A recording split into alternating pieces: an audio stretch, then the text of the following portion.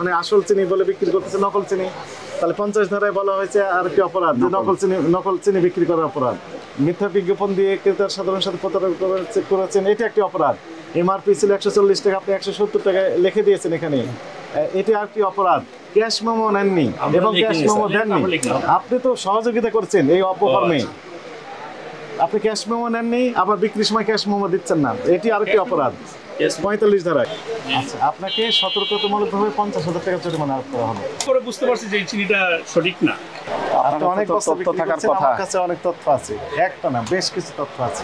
তো বিষয়টা হচ্ছে যে আপনি তো প্রতিষ্ঠিত ব্যবসায়ী, অনেক নাম আছে আপনার, সবাই চেনে, বড় ব্যবসায়ী। তো এই যে লাল চিনিগুলো বিক্রি করছেন, এমআরপি লেখা আছে 170 টাকা। এইরকমই না, এটাই তো, এটাই আপনার বিক্রি করা। এই যে 170 টাকা এখানে লেখা আছে, এবং চালাকি করে ওখানে একটু হাইট করে দিয়েছেন।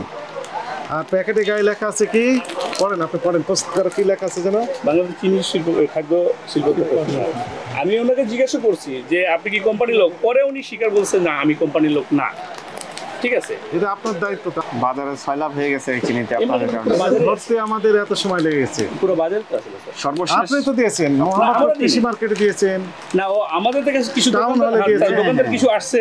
ভাই অনেক বছর যাবত এই কাজ চলছে, আজকে এক বছরের বিষয় না। টাউন হলে আমরা দেখেছি, একবার না অনেকবার দেখেছি।